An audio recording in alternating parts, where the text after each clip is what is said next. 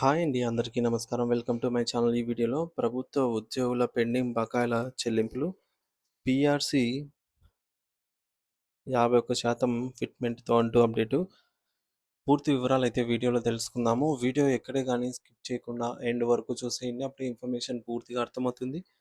అలాగే వీడియో చూస్తున్న ప్రతి ఒక్కరు వీడియోకి లైక్ చేయండి ఫ్రెండ్స్. ఈ వీడియోని తోటి మిత్రులతో అయితే షేర్ చేయండి. కొత్తగా చూస్తున్న వారైతే మన ఛానల్‌ని సబ్స్క్రైబ్ చేసుకోండి. ఫ్రెండ్స్ ఇక విషయానికొచ్చినట్టయితే తెలంగాణ రాష్ట్ర వ్యాప్తంగా ప్రస్తుతం ప్రభుత్వ ఉద్యోగులు మరియు ఉపాధ్యాయులలో ఒక రకమైన అభద్రతా భావం మరియు తీవ్ర అసంతృప్తి నెలకొంది.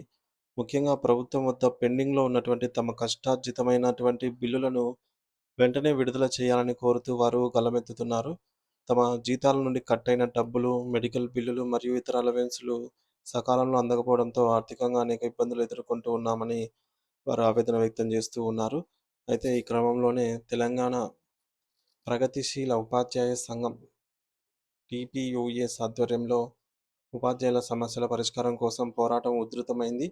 ఆ సంఘం జిల్లా అధ్యక్షులు వంకతొండు జ్యోతి గారు మరియు ప్రధాన కార్యదర్శి గోన రవీందర్ గారు సంయుక్తంగా ఒక ప్రకటన అయితే విడుదల చేస్తూ ప్రభుత్వం ఇకనైనా మొండి వైఖరిని వీడి బకాయిలన్నిటిని తక్షణమే క్లియర్ చేయాలని డిమాండ్ చేశారు.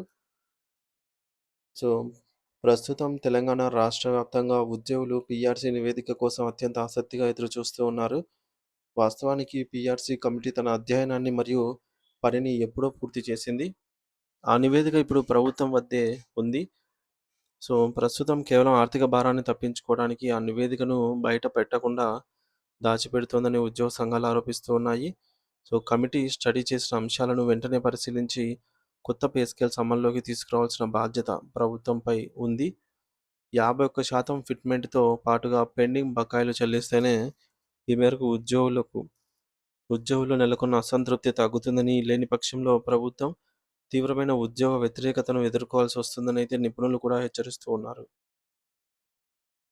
సో, ఫ్రెండ్స్ రెండవ పీఆర్‌సీ నివేదికను వెంటనే బహిర్గతం చేసి 51% ఫిట్‌మెంట్‌తో వేతన సవరణ అయితే చేయాలి. పెండింగ్‌లో ఉన్నటువంటి 6 డీఏలను వాయిదాలను తక్షణమే వీటిని విడుదల చేయాలి. జీపీఎఫ్, మెడికల్ బిల్లులు మరియు ఇతర పెండింగ్ బకాయిలను వెంటనే చెల్లించాలి. ప్రభుత్వ పాఠశాలల్లో మౌలిక వసతుల కోసం నిలిచిపోయినటువంటి గ్రాంట్స్‌ను విడుదల చేయాలి. ఉపాధ్యాయుల బదిలీలు మరియు పదోన్నతుల కోసం వార్షిక క్యాలెండర్‌ను ప్రకటించాలి. డిమాండ్‌లు నెరవేరని పక్షంలో ఆగస్టు 1 నుంచి రాష్ట్ర వ్యాప్త మహాధర్నాకు పిలుపు. సో, మొత్తానికి తెలంగాణ ఉపాధ్యాయులు మరియు ఉద్యోగులు తమ న్యాయమైన హక్కుల కోసం పోరాట బాట పట్టారు. ముఖ్యంగా పీఆర్‌సీ అమల్లో జరుగుతున్నటువంటి ఈ యొక్క జాప్యం 6 పెండింగ్ డీఏలు మరియు చెల్లించని బిల్లుల వల్ల వారిలో తీవ్ర అసహనం అయితే నెలకొంది. 51% ఫిట్‌మెంట్ అనేది వారి ప్రధాన డిమాండ్‌గా ఉంది. ప్రభుత్వం కేవలం ప్రకటనలకే పరిమితం కాకుండా కమిటీ ఇచ్చినటువంటి నివేదికను అమలు చేయాలని వారు కోరుతూ ఉన్నారు. ఒకవేళ ప్రభుత్వం స్పందించకపోతే ఆగస్టు నుండి ఉమ్మడి పోరాటం ద్వారా రాజధానిని ముట్టడించడానికి సిద్ధమవుతూ ఉన్నారు. ఇది కేవలం ఆర్థిక సమస్యే కాదు, ప్రభుత్వ పాఠశాలల మనుగడకు సంబంధించిన మౌలిక వసతుల సమస్య కూడా అని ఈ సందర్భంగా వారు గుర్తు చేస్తూ ఉన్నారు.